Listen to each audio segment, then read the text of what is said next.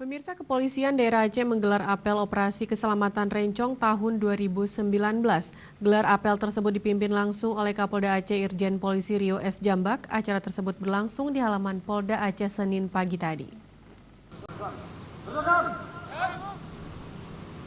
Apel gelar pasukan dalam rangka operasi keselamatan Rencong tersebut dipimpin langsung oleh Kapolda Aceh Irjen Polisi Rio S. Jambak serta dihadiri oleh Wakapolda Aceh dan para pejabat utama di jajaran Polda Aceh. Apel gelar pasukan tersebut ditandai dengan penyematan tanda pita oleh Kapolda Aceh kepada 3 personil masing-masing dari Pomdam Iskandar Muda, Polantas, dan Dishub.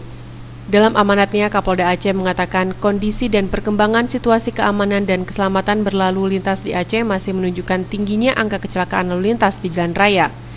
Jumlah kecelakaan lalu lintas dengan bulan Maret 2019 telah mencapai 1.121 kasus, dengan jumlah korban meninggal 189 orang, luka berat 124 orang, dan luka ringan 1.568 orang. Guna mengatasi permasalahan tersebut, perlu dilakukan berbagai upaya untuk menciptakan keamanan, keselamatan, ketertiban, dan kelancaran lalu lintas. Berdasarkan analisa dan evaluasi tingginya angka kecelakaan lalu lintas dan pelanggaran yang terjadi selama ini, disebabkan belum optimalnya budaya tertib berlalu lintas.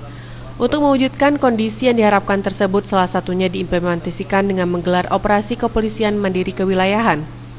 Operasi ini dalam bentuk pemeliharaan keamanan berlalu lintas yang mengedepankan kegiatan preventif disertai penegakan hukum secara selektif prioritas, yang bertujuan untuk meningkatkan kesadaran dan kepatuhan masyarakat dalam berlalu lintas guna menciptakan keselamatan berlalu lintas di wilayah Provinsi Aceh, terutama pasca pemilihan legislatif dan pemilihan presiden.